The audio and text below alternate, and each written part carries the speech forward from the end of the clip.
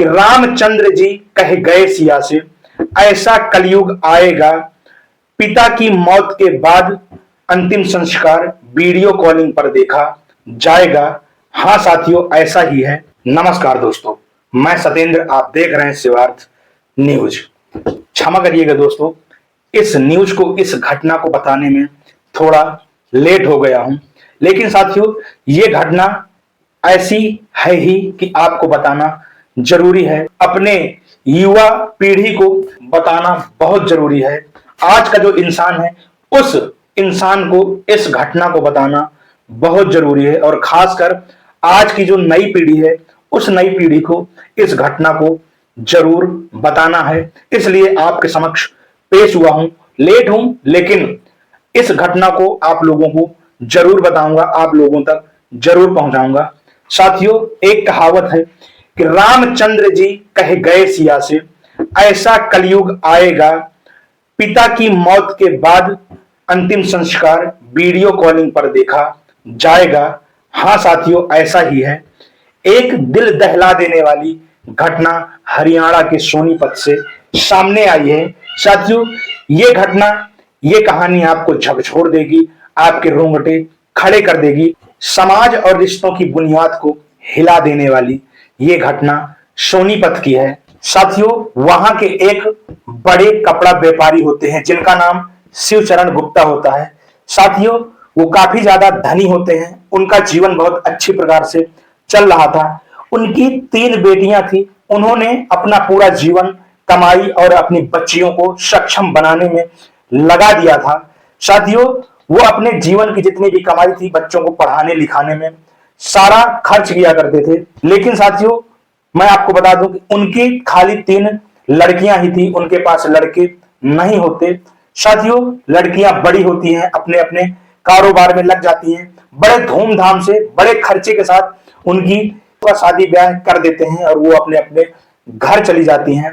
साथियों, उनमें से एक बड़ी वाली जो लड़की होती है, वो अध्यापक होती है, टीचर होती है, और इसी प्रकार से तीनों बच्चियां अपने अपने कारोबार में लग जाती हैं। काफी सक्षम परिवार होता है।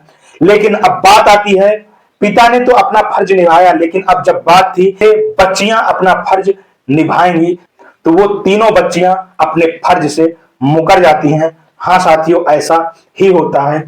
वो तीनों ही बच्चियां अपने अपने कारोबार और अपने अपने काम धंधे में बिजी थी, अपने घर परिवार में बिजी हो जाती हैं। साथियों, अब इधर जो शिवचरण गुप्ता होते हैं, उनको वृद्धा आश्रम में डाल दिया जाता है। हाँ साथियों, आपके रोंगटे खड़े हो रहे होंगे, आपका दिमाग खराब हो रहा होगा, लेकिन ऐसा ही है। इतना सब कुछ करने वाला पिता, वह अब वृद्धा आश्रम में रहने लगता है। हद तो तब हो जाती है, इंसानियत तब गिर जाती है, जब साथियों वृद्धा आश्रम में उस शिवचरण गुप्ता की तबीयत खराब हो जाती है। तो उस वृद्धा आश्रम के जो संचालक होते हैं, वो उनके बेटियों को फोन लगाते हैं और फोन से उस तबीयत का पूरा हाल चाल देते हैं। लेकिन उन बच्चियों को इतना टाइम नहीं होता कि अपने पिता के पास आकर अपने पिता का हाल चाल जान सके। साथियों, इसी तरह से 20 दिन गुजर जाते हैं और उस वृद्ध शिवचरण की तबीयत बेहद ही गंभीर हो जाती है, और 20 दिन के बाद ठीक वो स्वर्ग को सिधार जाते हैं, उनकी मौत हो जाती है। अब साथियों, शिवचरण गुप्ता की मौत हो जाने के बाद उस वृद्धा आश्रम के जो भी संचालक होता है, वो फिर से उनकी बच्चियों को कॉल करता है और सूचना देता है कि उनके पिता की मौत हो गई है। अब वो आकर उनका अंतिम संस्कार करें, जो भी कृतकांड की क्रिया है उसको संपूर्ण तरीके से निभाएं। लेकिन साथियों, यहां पर इंसानियत पूरी तरह से गिर जाती है। उन तीनों बच्चियों का जवाब आता है कि हमारे पास टाइम नहीं है, और वृद्धा आश्रम के संचालक से ये कहा जाता है कि आप किसी तरह से हमारे पिता का अंतिम संस्कार कर दें, और हम लोग नहीं आ सकते हैं। साथियों, अब किसी तरह से जो वृद्धा आश्रम का संचालक होता है, वो उस वृद्ध शिवचरण गुप्ता का अंतिम संस्कार करता है। लेकिन साथियों, यहां पर भी बड़ी ही बेशर्मी की बात है, बड़ी ही लज्जित होने बात है, बड़ी ही इंसानियत को तरेनतार करने वाली बात है। साथियों, उसमें से जो एक लड़की होती है, वो वीडियो कॉलिंग पर अपने पिता के अंतिम संस्कार को देख रही होती है, और उस वीडियो कॉलिंग में यह भी कहती है कि जल्दी करो, हमें अभी नहाना है और खाना है। साथियों, कैसी बच्चियां थी, कैसी औलाद थी जो अपने पिता के अंतिम संस्कार पर भी नहीं आई।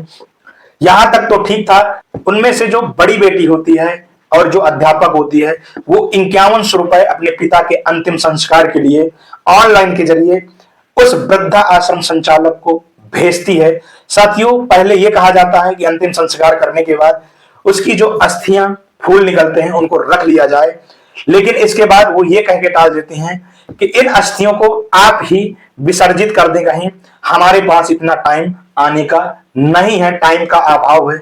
साथियों, ये घटना महज आपके लिए एक घटना हो सकती है, लेकिन जिस तरह से हमारे देश में ये कल्चर फैलता जा रहा है, जिस प्रकार से हमारी संस्कृति का विनाश होता जा रहा है, वाकई ये चिंताजनक है।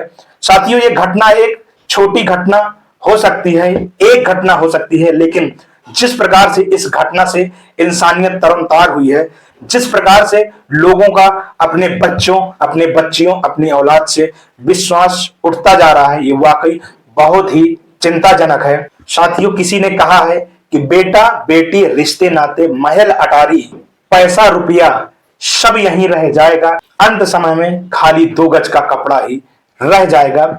इस तरह की कहानियां, इस तरह की घटनाओं से कभी कभी ऐसा लगता है कि इंसान अपनी सारी जीवन में किस तरह से भागा दौड़ करके कमाई करता है, संघर्ष करता है, अपने बच्चों के लिए जीता है, और जब आखिरी में उनका बुढ़ापा होता है, अंतिम समय होता है, तो बच्चों द्वारा इस तरह का बर्ताव किया जाता है, तो साथियों फिर इंसान सारा जीवन किस लिए भाग दौड़ करता है, ये आप लोगों को समझना चाहिए। और आज की खासकर युवा पीढ़ी को इस बात को समझना चाहिए कि जिस तरह से मॉडर्न जमाने के चक्कर में वो अपने माता पिता को ही भूल जाते हैं, ये बेहद ही चिंताजनक है और ये बहुत बेशर्मी वाली बात है। हमारे समाज में ऐसा कल्चर नहीं था और ना ही आगे चल के ऐसा होना चाहिए, इस पर आप लोगों को समझना चाहिए।